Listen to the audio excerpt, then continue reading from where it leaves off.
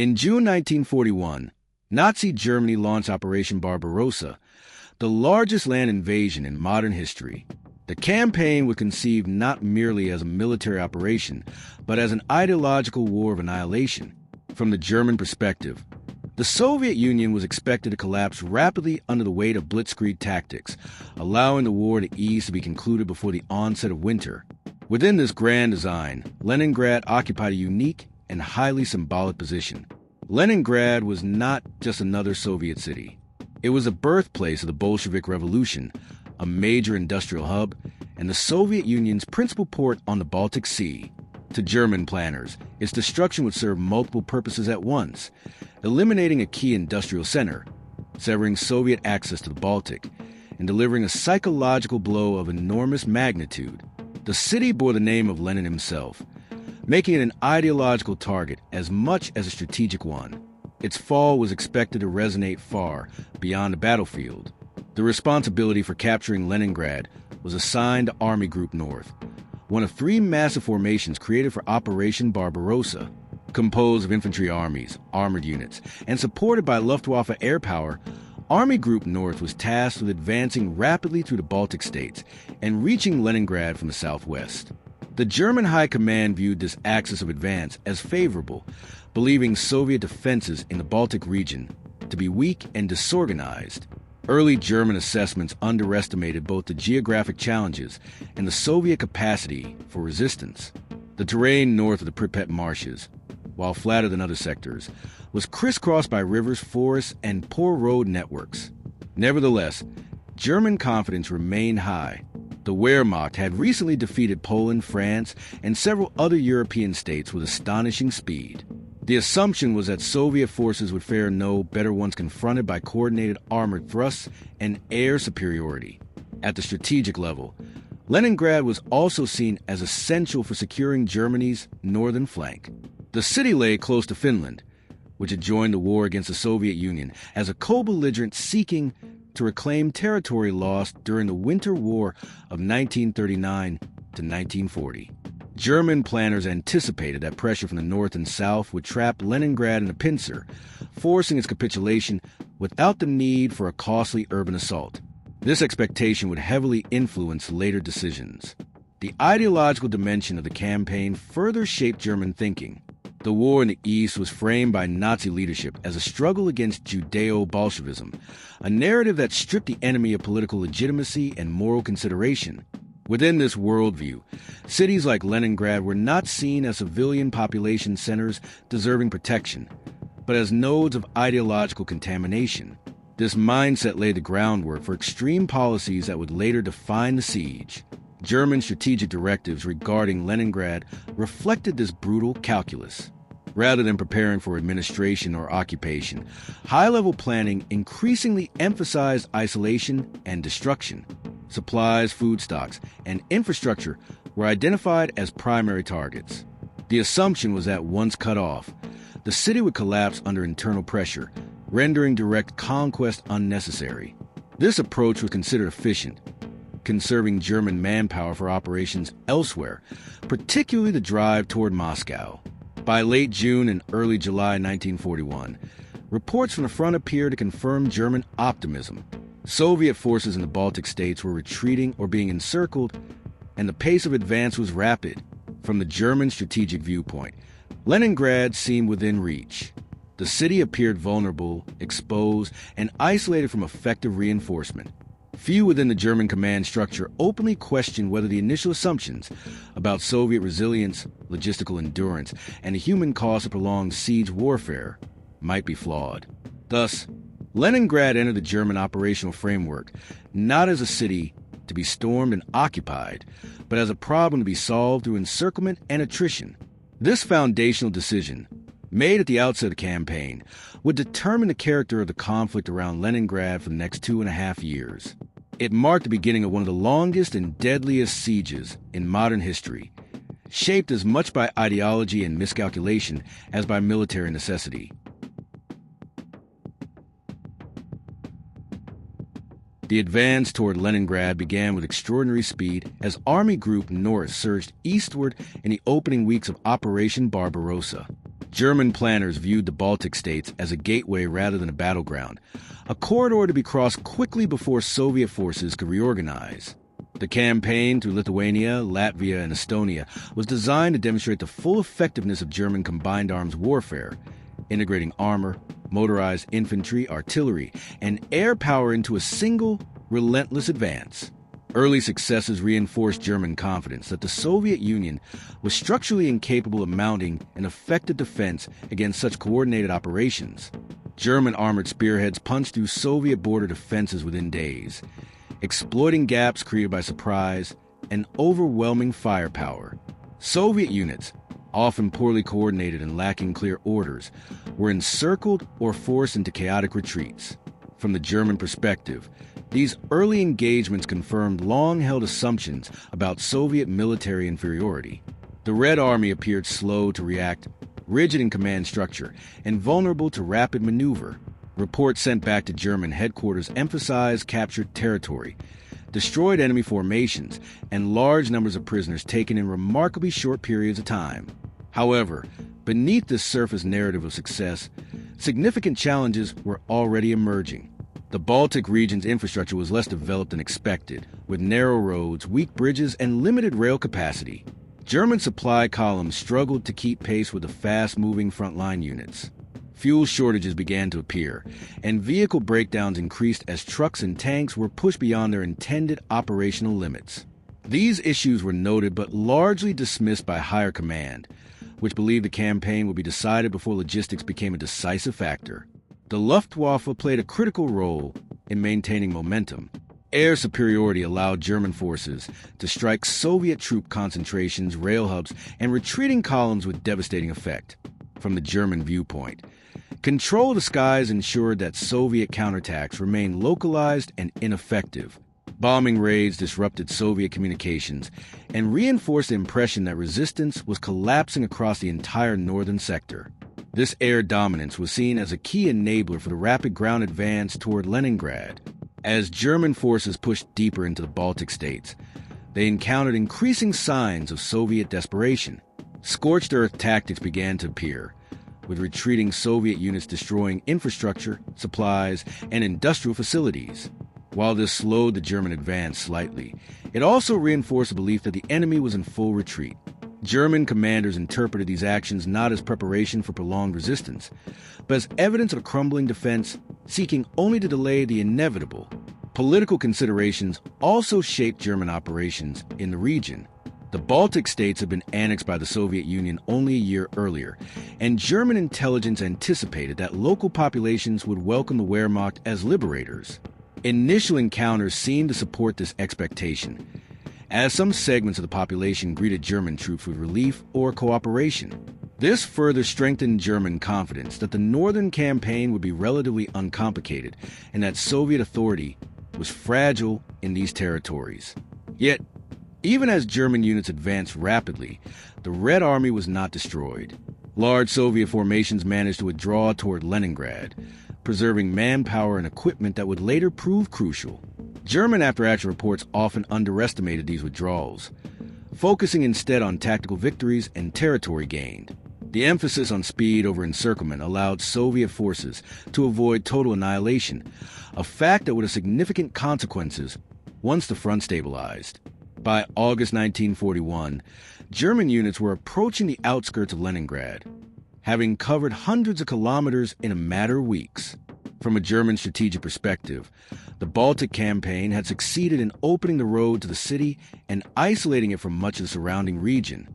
However, the rapid advance had also stretched supply lines to the breaking point and reduced the operational flexibility of frontline units.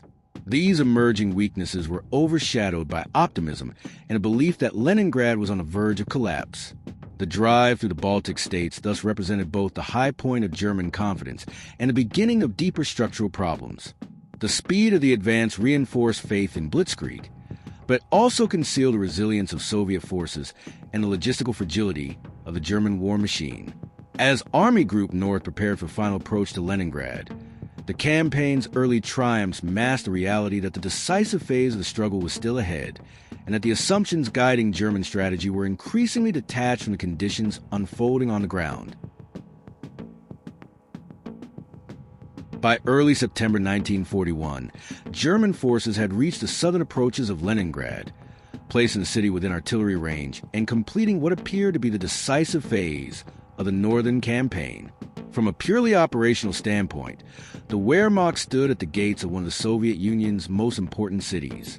Yet at this critical juncture, German strategy took a decisive turn that would shape the entire course of the conflict around Leningrad. Rather than ordering an immediate assault, the German leadership chose to isolate the city and destroy it through encirclement and attrition. This decision was rooted in a combination of ideological conviction, military caution, and logistical calculation. The memory of costly urban battles, particularly the heavy losses suffered in street fighting elsewhere, weighed heavily on German commanders. Leningrad was vast, densely populated, and heavily defended, and a frontal assault promised significant casualties at a time when German forces were already stretched across a massive front. Within the German high command, the prevailing belief was that the city could be neutralized without being occupied, thereby preserving manpower for other objectives. This logic aligned closely with directives issued from the highest levels of the Nazi leadership, including Adolf Hitler, who expressed a clear preference for eliminating Leningrad as a living entity rather than administering it as conquered territory. The city, in this view, was not meant to be captured and governed, but erased as a political and industrial center of Bolshevism. German planning documents increasingly reflected this approach, emphasizing blockade, bombardment, and starvation as tools of war. Food depots, power stations, water infrastructure, and industrial facilities were identified as primary targets for artillery and air attacks. The intention was to collapse the city internally, forcing surrender without committing German troops to house-to-house fighting.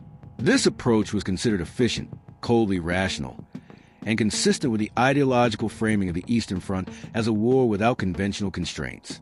At the operational level, Army Group North was ordered to complete the encirclement by cutting remaining land routes into the city. On September 8, 1941, German forces severed the last major supply line connecting Leningrad to the rest of the Soviet Union, effectively sealing the city off from the south and east. To the north, Finnish forces held positions that further restricted Soviet movement, though they stopped short direct participation in the final encirclement. From the German perspective, the strategic conditions for success were now in place. The city was surrounded, its supply lines cut, and its fate seemingly sealed. Confidence within German command circles remained high, reinforced by intelligence estimates that significantly underestimated the stockpiles and resilience of the Soviet defenders. Many German officers believed the city would collapse within weeks, or at most a few months, under the pressure of isolation and constant bombardment. This belief encouraged a passive posture, with German forces settling into siege positions rather than preparing for decisive action. Artillery units were deployed to maintain continuous pressure, while Luftwaffe raids targeted industrial zones and residential areas alike. The goal was not tactical precision, but cumulative destruction and psychological exhaustion. However, the decision to besiege rather than storm Leningrad carried inherent risks that were not fully appreciated at the time. A prolonged siege required sustained logistical support for German troops, secure supply lines, and the ability to withstand counterattacks over an extended period. As the front stabilized, the initial momentum of the blitzkrieg dissipated, replaced by static warfare that favored the defender. German units around Leningrad were forced to hold long, exposed lines, often in difficult terrain and increasingly harsh weather conditions. The longer the siege continued, the more these factors would erode German operational flexibility. Moreover, the strategy assumed that the Soviet state would prioritize civilian survival over military resistance, an assumption that proved incorrect. Soviet leadership demonstrated a willingness to absorb immense civilian suffering in order to maintain control of the city and denied Germany a symbolic victory. From the German strategic perspective, this represented a fundamental miscalculation. The expectation that starvation alone would compel surrender failed to account for the ideological and political imperatives driving Soviet decision-making. As weeks passed without capitulation, the siege transformed from a short-term solution into a long-term commitment. German forces found themselves tied down, unable to redeploy significant units elsewhere without risking the integrity of the encirclement. What had been conceived as a cost-saving measure gradually became a drain on resources and attention. The decision taken in September 1941 thus marked a turning point. It locked German strategy around Leningrad into a rigid framework that offered few options for adaptation. The city remained defiant. The siege lines hardened and the conflict entered a new phase defined not by rapid maneuver, but by endurance, attrition, and mounting human cost. The German choice to besiege rather than storm Leningrad, once seen as prudent and efficient, would ultimately stand as one of the most consequential and controversial strategic decisions of the entire Eastern Front campaign. The arrival of winter in late 1941 marked a decisive turning point in the German siege of Leningrad, exposing the fragility of assumptions that had guided the campaign since its inception. German strategic planning for Operation Barbarossa had been built on the expectation of a rapid victory, and as a result, preparations for prolonged winter warfare were minimal. This failure now manifested with brutal clarity along the frozen siege lines surrounding the city. Temperatures dropped far below freezing, often reaching levels that immobilized machinery, crippled logistics, and inflicted severe physical strain on German troops. Equipment designed for short campaigns faltered under constant exposure to snow, ice, and extreme cold, while vehicles broke down in increasing numbers due to frozen engines and lack of spare parts. German soldiers, many of whom lacked adequate winter clothing, suffered from frostbite, illness, and exhaustion, undermining combat effectiveness and morale. From the German command perspective, winter had been considered a temporary inconvenience rather than a strategic factor capable of reshaping the entire campaign. This misjudgment now became unavoidable. The static nature of the siege compounded these difficulties, as troops were forced to remain in exposed positions for extended periods without the relief or mobility that had characterized earlier phases of the Blitzkrieg. Supply routes, already stretched thin by distance and poor infrastructure, became increasingly unreliable as snow and ice disrupted transport. Ammunition, food, and fuel deliveries slowed, and shortages became common even among frontline units tasked with maintaining pressure on Leningrad. Despite these challenges, German leadership remained committed to the siege strategy, interpreting the onset of winter as an additional weapon against the city rather than a threat to their own forces. Intelligence reports highlighting catastrophic conditions inside Leningrad reinforced a belief that collapse was imminent. Starvation, disease, and cold were expected to break Soviet resistance, making continued endurance on the German side seem justified. This outlook reflected a persistent confidence in attrition as a decisive tool, even as evidence mounted that German forces were ill-equipped for prolonged confrontation under such conditions. The contrast between expectation and reality became increasingly stark. While the city endured unimaginable suffering, it did not surrender. Soviet authorities implemented emergency measures to maintain order and sustain minimal production, demonstrating a level of organizational resilience that German planners had not anticipated. From the German viewpoint, this resilience was perplexing and frustrating, challenging the assumption that civilian hardship would automatically translate into political or military collapse. The siege, initially envisioned as a short-term solution, now demanded continuous commitment through the harshest months of the year. German troops were forced to adapt improvisationally, constructing makeshift shelters, scavenging for insulation, and rationing supplies with growing severity. These adaptations, however, could not fully compensate for the lack of systematic preparation. The winter also limited offensive options, reducing the feasibility of launching large-scale assaults or adjusting positions in response to Soviet activity. As a result, German forces became increasingly reactive, focused on holding ground rather than shaping events. This defensive posture contradicted the original spirit of the campaign and signaled a broader shift in the balance of initiative on the Eastern Front. At higher levels of command, debates emerged regarding priorities and resource allocation. The continued commitment to the Leningrad siege was questioned indirectly, as other sectors of the front demanded reinforcements and supplies. However, the symbolic importance of the city and the ideological weight attached to its destruction discouraged any reconsideration of strategy. Abandoning the siege would not only free Soviet forces, but also represent a visible failure of German objectives in the north. Thus, despite mounting costs, the siege persisted. Winter also amplified the psychological toll on German forces. Prolonged exposure to extreme conditions, combined with the monotony of static warfare, eroded morale and challenged the belief in swift victory that had sustained troops during earlier successes. Reports from the front increasingly reflected fatigue and skepticism, though these sentiments rarely reached official narratives. The gap between propaganda and lived experience widened, creating an undercurrent of disillusionment that would deepen as the war continued.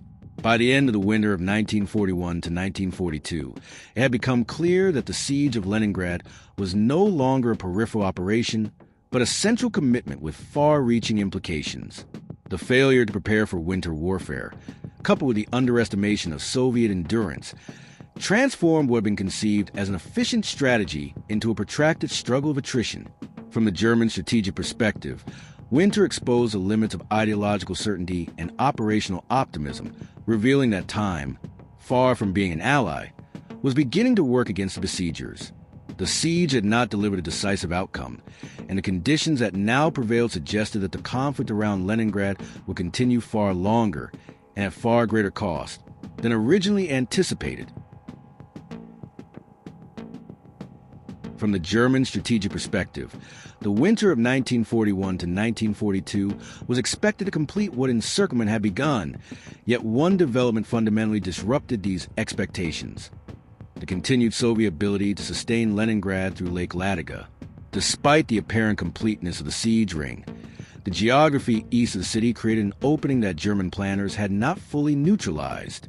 Lake Ladoga, vast and difficult to control, became a lifeline that contradicted the core assumption underpinning the blockade strategy. When the lake froze in winter, Soviet authorities established an ice route that allowed limited but vital supplies to reach the city while evacuating civilians in the opposite direction. From the German viewpoint, this development represented a serious operational failure, not because it fully broke the siege, but because it prevented the rapid collapse that German leadership had predicted. German reconnaissance identified increased movement across the frozen lake, yet the scale and persistence of these convoys were underestimated. Air attacks and artillery fire were employed to disrupt traffic, but the sheer expanse of the lake, combined with harsh weather and limited German air resources in the sector, prevented decisive interdiction. The existence of this route undermined the belief that isolation alone would compel surrender and force German commanders to confront the reality that the siege had become a contest of endurance rather than inevitability.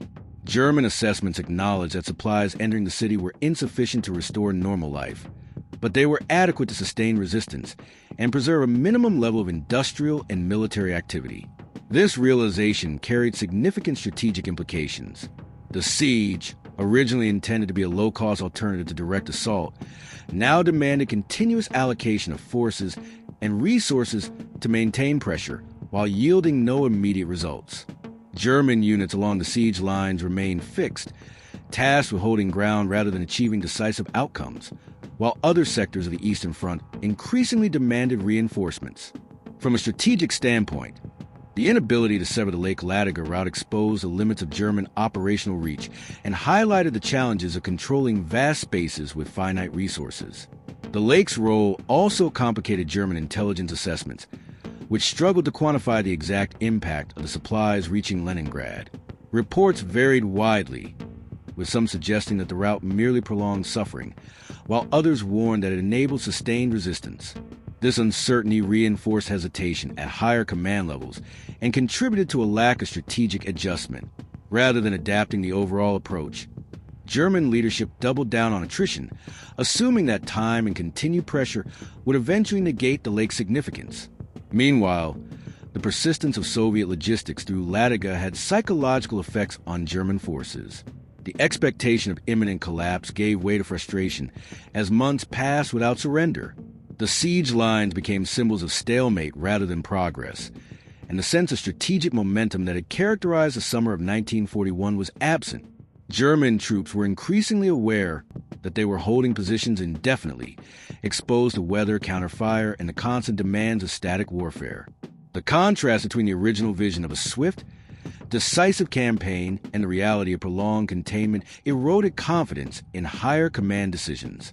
At the same time, German leadership faced a dilemma. Intensifying efforts to destroy the Ladoga route would require additional air assets and artillery, resources already strained across the Eastern Front. Committing such assets to the Leningrad sector risked weakening operations elsewhere, particularly as the broader war situation began to deteriorate.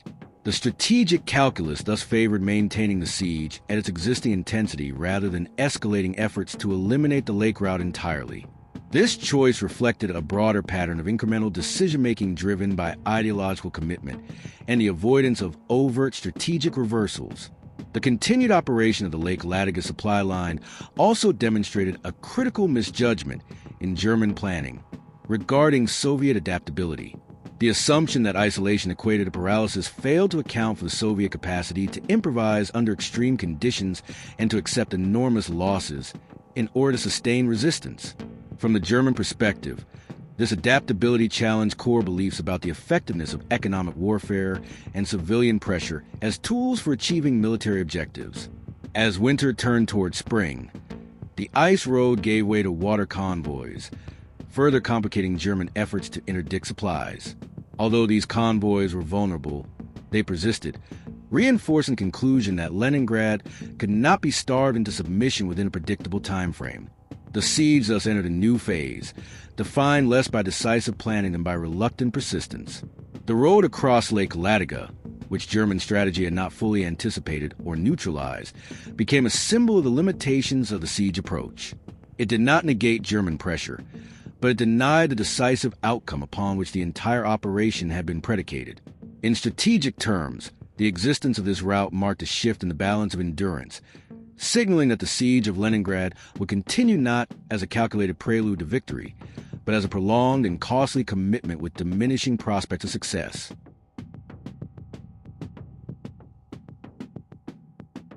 By 1942, the siege of Leningrad had evolved into a strategic liability rather than the efficient solution German planners had originally envisioned. What was intended as a method to neutralize a major Soviet city with minimal cost had instead locked substantial German forces into a static commitment with no clear end state.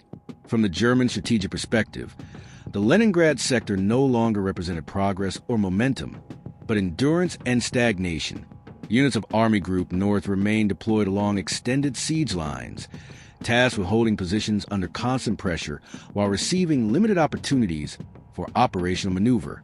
The absence of decisive action meant that the campaign's outcome depended increasingly on time, yet time was no longer clearly working in Germany's favor. German command reports began to reflect a shift in tone, acknowledging that the city had not collapsed as predicted, and that the siege was consuming manpower, artillery ammunition, and logistical support that could have been employed elsewhere.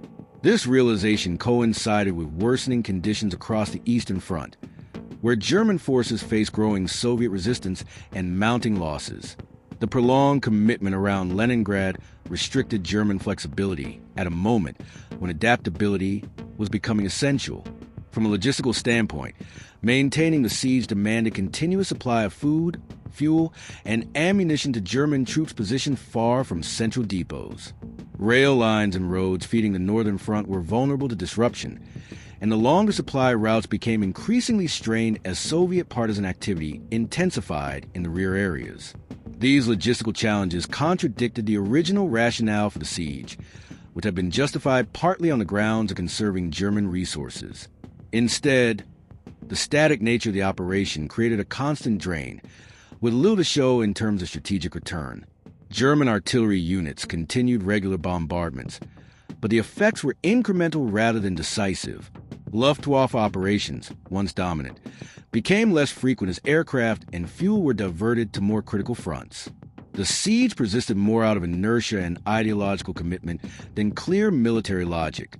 From the German leadership's viewpoint, abandoning the siege would have carried unacceptable symbolic consequences, signaling failure in a campaign that had been framed as a struggle of historical and ideological significance. As a result, the siege was maintained despite its diminishing strategic value. Within the ranks, the psychological impact of prolonged static warfare became increasingly evident. German soldiers who had expected rapid victories found themselves entrenched for months under harsh conditions, exposed to artillery fire, snipers, and the constant stress of defensive duty. Morale suffered as a contrast between earlier successes and current stagnation became impossible to ignore. The sense of participating in a decisive campaign gave way to a routine of survival and maintenance, eroding the confidence that had characterized the Wehrmacht in 1941.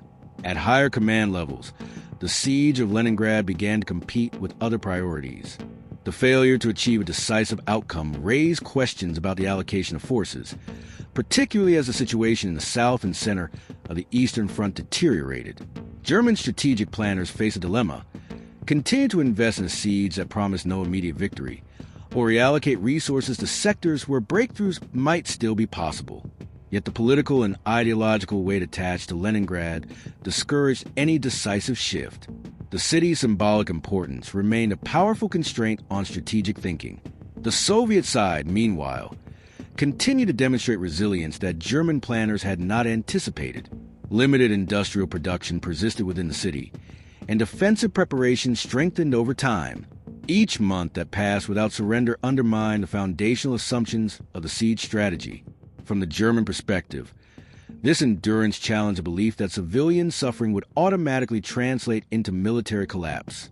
Instead, the siege appeared to harden Soviet resolve, transforming Leningrad into a symbol of resistance rather than vulnerability.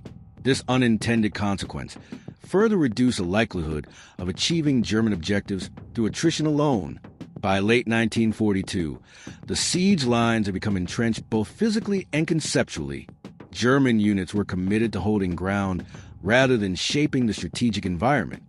Opportunities for decisive action were limited, and the cost of maintaining the siege continued to rise. The operation no longer aligned with the broader needs of the war effort, yet it persisted due to the absence of politically acceptable alternatives. In this sense, the Siege of Leningrad exemplified a broader pattern in German strategy on the Eastern Front, where initial confidence and ideological certainty gave way to inflexibility and strategic overextension. The transformation of the siege into a burden marked a critical stage in its evolution.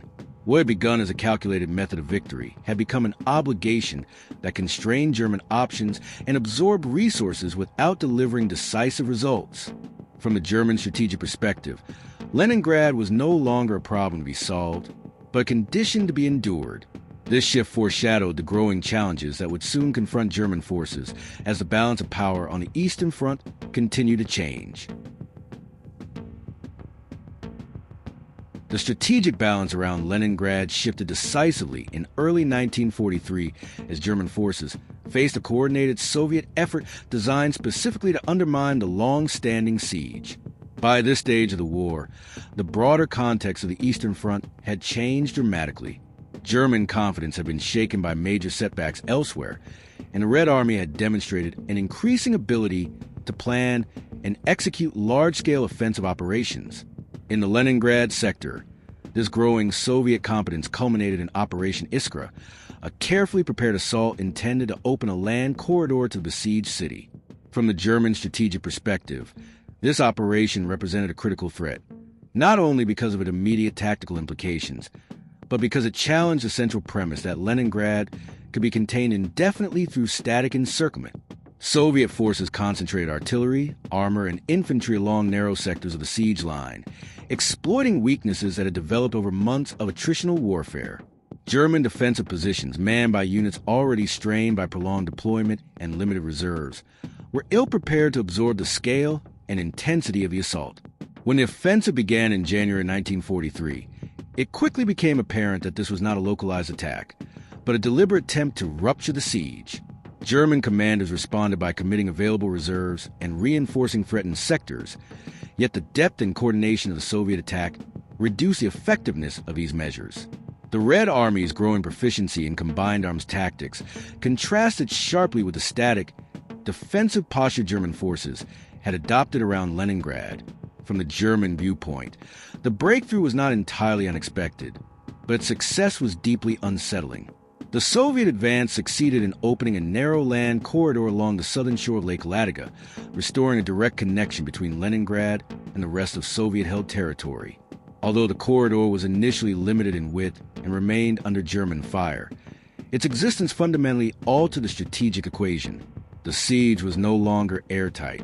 Supplies could now be transported by rail and road in greater quantities than had ever been possible across the lake alone. This development undermined the attritional logic that had sustained German strategy for more than a year. German assessments following the breakthrough acknowledged the seriousness of the situation.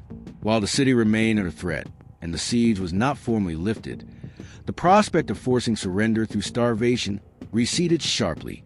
The corridor enabled a steady increase in food, ammunition, and reinforcements reaching Leningrad, strengthening Soviet defensive and offensive capabilities alike. From the German strategic perspective, this meant that the siege had failed to achieve its primary objective, yet the response was constrained by broader realities. German forces lacked the strength to launch a decisive counteroffensive to seal the corridor, and diverting substantial resources to the Leningrad front risked weakening already fragile positions elsewhere. The breakthrough also had psychological implications. For German troops who had endured months of static warfare, the Soviet success signaled a loss of initiative that was difficult to ignore. The siege, once perceived as a controlled operation progressing toward an inevitable conclusion, now appeared vulnerable and reactive. Morale suffered as the sense of strategic superiority eroded further.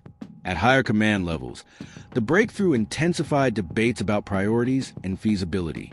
The original rationale for the siege had rested on the assumption that it would deliver results without requiring continuous escalation. Operation Iskra exposed the fallacy of this assumption by demonstrating that the Soviet Union was capable of adapting, concentrating force, and accepting losses to achieve strategic goals. From the German perspective, the siege now demanded either renewed investment or acceptance of diminishing returns. Neither option aligned comfortably with Germany's worsening strategic position in 1943. Efforts to contain the corridor through artillery fire and limited counterattacks continued, but these measures could not reverse the fundamental change in conditions. The corridor persisted, widened over time, and allowed the Soviet command to plan further offensives with increasing confidence. German intelligence reports reflected a growing awareness that Leningrad was transitioning from a besieged liability to a fortified base capable of supporting future operations. This realization marked a turning point in German thinking about the Northern Front. The siege had ceased to be a means of achieving victory and had become a holding action aimed at delaying the inevitable. In this context, the Soviet breakthrough was not merely a tactical success, but a strategic signal. It demonstrated that German control over the tempo and direction of the conflict around Leningrad had been lost. The city's survival was no longer in question, and the continued presence of German forces around it served primarily to slow, rather than prevent, Soviet advances. From the German strategic perspective, Operation Iskra exposed the limitations of a strategy built on isolation and attrition in the face of a determined and increasingly capable opponent. The siege, though still formally in place, was effectively broken in principle, setting the stage for the final phase of the struggle that would unfold over the following year.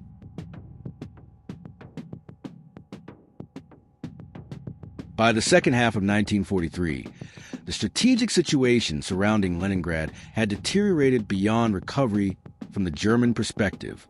The siege still existed on paper, but in reality it had lost its decisive character. The broader context of the war on the Eastern Front now dominated all planning. Major German defeats earlier in the year had fundamentally altered the balance of power, forcing the Wehrmacht into a defensive posture across vast stretches of territory. In this environment, the continued commitment to the Leningrad sector increasingly appeared unsustainable. German forces around the city were no longer positioned to achieve victory, but merely to delay Soviet advances and protect their own lines of withdrawal. The attritional logic that had once justified the siege collapsed under the weight of shifting realities. Soviet forces, strengthened by improved logistics and growing operational confidence, exerted constant pressure along the entire front. The corridor opened earlier in the year expanded steadily, allowing Leningrad to function as a fully supplied stronghold rather than a starving enclave.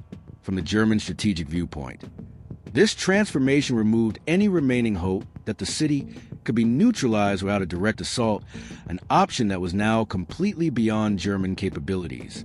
The siege had effectively failed in its original purpose, yet the cost of maintaining it continued to rise. German command structures were forced to confront the necessity of withdrawal, even as ideological and political considerations delayed decisive action. Holding positions around Leningrad no longer offered strategic advantage, but abandoning them carried the risk of rapid Soviet exploitation. As a result, German planning shifted gradually toward controlled retreat rather than outright abandonment. Defensive lines were reorganized to prioritize depth and flexibility, with the goal of slowing Soviet advances while preserving combat-effective units. This approach reflected a broader change in German strategy on the Eastern Front, where the emphasis increasingly fell on buying time rather than achieving decisive outcomes. For the troops on the ground, the transition from siege warfare to withdrawal preparations marked a profound shift in experience. Units that spent months entrenched in static positions were now tasked with preparing fallback lines, destroying infrastructure, and organizing rearguard actions. The psychological impact of this change was significant. The Siege of Leningrad had once been presented as a mission of historical importance, a decisive blow against the Soviet Union. Now it was recast as a liability that needed to be managed carefully to avoid catastrophic collapse. Morale, already weakened by prolonged hardship and the erosion of strategic confidence, suffered further as the reality of retreat became unavoidable. German intelligence assessments during this period increasingly emphasized Soviet numerical superiority and growing operational sophistication. The Red Army demonstrated an ability to coordinate large formations, integrate artillery and armor effectively, and sustain offensive momentum over extended periods. From the German perspective, this represented a qualitative change in the enemy. The assumptions that had underpinned early planning for the siege no longer applied. The Soviet Union was not only surviving, but adapting and gaining strength. This recognition further reinforced the conclusion that the Leningrad sector could not be held indefinitely. Despite these realities, German withdrawal was constrained by logistical and geographical challenges. Retreating under pressure required careful coordination to prevent encirclement and destruction. Supply shortages, damaged infrastructure, and the constant threat of Soviet attack complicated every movement. German forces were forced to abandon equipment, shorten lines, and prioritize mobility over territorial control. Each step backward was contested, transforming the region around Leningrad into a series of defensive engagements rather than a single decisive battle. From a strategic standpoint, the gradual withdrawal represented an admission of failure, even if it was not publicly acknowledged as such. The original objective of destroying Leningrad as a political and industrial center had not been achieved. Instead, the city had survived, and the forces committed to its isolation were now themselves under threat. The shift from siege to retreat highlighted the consequences of rigid planning and ideological decision-making. By refusing to adapt earlier, German leadership had allowed a situation of diminishing returns to persist until withdrawal became the only viable option. As 1943 drew to a close, the German position around Leningrad was increasingly precarious. Soviet forces prepared for larger offensives designed to exploit German weakness and reclaim lost territory. The Wehrmacht's focus shifted almost entirely to delaying actions and preserving its remaining strength. The siege, once conceived as a means to end resistance in the north, had become a defensive struggle against an enemy that now held the initiative. From the German strategic perspective, the withdrawal from the Leningrad sector was no longer a matter of choice, but of necessity. It marked the penultimate stage of a campaign defined by overconfidence, miscalculation, and the gradual erosion of strategic control. The final outcome, though not yet complete, was increasingly clear. The siege could not be sustained, and the Northern Front would soon undergo a decisive transformation driven by Soviet offensive power.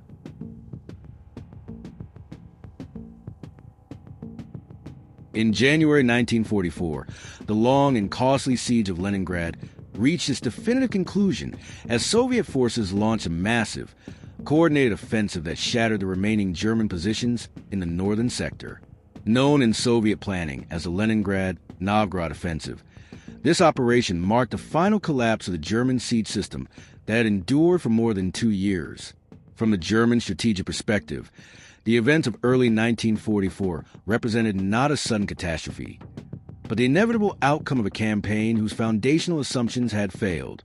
German forces, already weakened by prolonged attrition, insufficient reserves, and a deteriorating situation across the Eastern Front, were unable to withstand the scale and intensity of the Soviet assault. The Red Army deployed overwhelming artillery barges, concentrated armor, and massed infantry attacks that exploited German defensive fragility and lack of depth. Positions that had once formed the backbone of the siege were breached in rapid succession, forcing German units into disorganized withdrawal. The concept of maintaining pressure on Leningrad collapsed entirely as the priorities shifted to avoiding encirclement and preserving what remained of combat effective forces. From the German command viewpoint, the offensive confirmed that the siege was no longer militarily or politically defensible. The city, which had been targeted for destruction rather than occupation, emerged as a powerful Soviet stronghold capable of supporting large-scale offensive operations.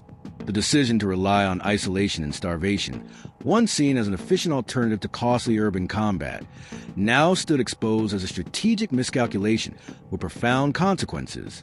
German forces retreated south and west under constant pressure, abandoning positions that had been held at great cost. Equipment was destroyed or left behind. Infrastructure was rendered unusable where possible, and rearguard actions were conducted to slow the Soviet advance. These measures, however, could not alter the overall trajectory. The siege was over, and with it ended any remaining illusion that German objectives in the north could be salvaged. On January 27, 1944, Soviet authorities officially declared the complete lifting of the siege.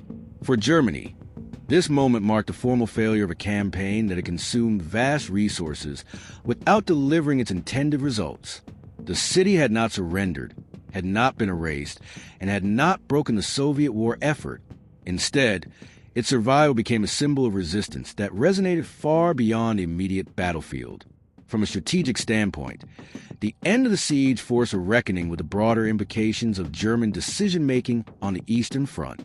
The commitment to ideological goals over flexible military planning had locked German forces into a prolonged operation that drained manpower, logistics, and strategic initiative. The siege tied down formations that might have been used elsewhere, contributing indirectly to German vulnerability in other sectors. Moreover, the failure to adapt once initial assumptions proved false reflected a deeper rigidity within German command structures. The unwillingness to reconsider objectives, even as conditions change, transformed a calculated strategy into a prolonged liability. German post-war analyses would later identify the Siege of Leningrad as an example of how ideological imperatives distorted operational judgment. The belief that civilian suffering would inevitably produce political collapse underestimated the capacity of the Soviet state to mobilize resources, enforce discipline, and sustain resistance at extraordinary human cost. This misjudgment was compounded by logistical overreach and inadequate preparation for prolonged warfare. The siege demonstrated that attrition, when applied without decisive operational follow-through, could entrap the attacker as effectively as the defender. For German forces on the ground, the end of the siege was accompanied by a sense of exhaustion rather than relief. Years of static warfare, harsh environmental conditions, and constant pressure had eroded unit cohesion and morale. The retreat marked not a tactical repositioning, but symbolic acknowledgement that the northern campaign had failed to achieve its aims. The Wehrmacht's withdrawal from the Leningrad sector fit into a broader pattern of contraction that would characterize German operations throughout 1944. From the German strategic perspective, the end of the siege underscored a fundamental transformation in the war. The initiative had passed irrevocably to the Soviet Union, and German forces were now engaged primarily in defensive efforts aimed at delaying defeat rather than securing victory. Leningrad, once envisioned as a city to be eliminated from history, survived as a testament to Soviet endurance and the limits of German power. The siege's conclusion did not merely close a chapter in the fighting around one city. It highlighted the cumulative consequences of overconfidence, ideological rigidity, and strategic inflexibility. In retrospect, the Siege of Leningrad stands as one of the most consequential failures of German strategy on the Eastern Front, illustrating how a campaign designed to demonstrate strength instead revealed vulnerability. The lifting of the siege in January 1944 thus marked not only the liberation of the city, but the definitive end of German hopes in the northern theater of the war, confirming that the conflict had entered a phase in which recovery was no longer possible.